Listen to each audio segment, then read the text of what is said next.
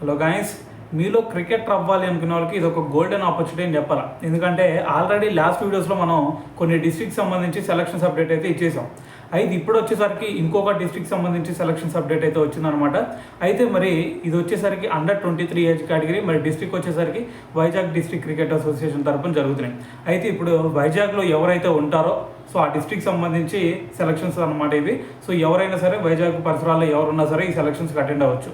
అయితే మరి దీని తర్వాత మరి మీకు డేట్స్ వచ్చేసరికి దీనికి 18th 19th అంటే ఏప్రిల్ 18th ఏప్రిల్ 19th ఈ సెలక్షన్ జరుగుతాయి.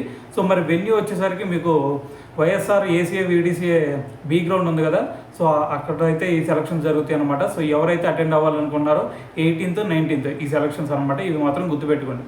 సో దాని తర్వాత వచ్చేసరికి దీనికి రిక్వైర్మెంట్స్ ఏమైనా ఉన్నాయా అంటే ఖచ్చితంగా ఉంటే సో మీరు రిజిస్ట్రేషన్ చేసుకోవాలి కాబట్టి ఖచ్చితంగా అది కూడా ఏజ్ కేటగిరీకి సంబంధించింది కాబట్టి అండర్-23. సో కాబట్టి మీరు డేట్ ఆఫ్ బర్త్ సర్టిఫికేట్ కంపల్సరీగా తీసుకెళ్ళాలా. సో ఇది దీనికి రిక్వైర్మెంట్స్ మాత్రం ఇవే అనమాట. సో దాని తర్వాత వైట్ అండ్ వైట్ కంపల్సరీ ఉండాలా, దాని తర్వాత షూ కంపల్సరీ. సో అండర్-23 ఏజ్ కేటగిరీ కాబట్టి సో ఒకటి గుర్తుపెట్టుకోండి, ఇక్కడ పర్ఫార్మెన్స్ మంచిగా ఉందంటే ఆటోమేటిక్గా రంజీ ట్రోఫీకి అయినా ఆడొచ్చు. సో దాని తర్వాత వచ్చేసరికి మీకు ఆంధ్ర ప్రీమియర్ లీగ్స్ ఏదైనా ఆడొచ్చు, ఈ మూడిట్లో ఏదైనా, ఈ రెండిట్లో ఏదైనా ఆడుకోవచ్చు.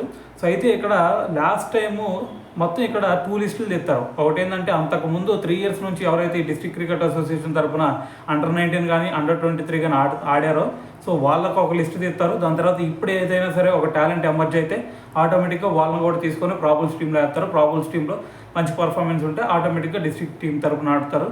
సో అక్కడ నుంచి మీరు నెక్స్ట్ లెవెల్కి వెళ్ళిపోవచ్చు. సో ఇదనమాట. ఇంకేదైనా డౌట్స్ ఉంటే కింద కామెంట్ చేయండి. సో దాని తర్వాత ఇంకా మీకు వేరే ఏ డిస్ట్రిక్ట్స్ సంబంధించి అయినా సెలక్షన్స్ కావాలంటే సో కింద కామెంట్ చేయండి.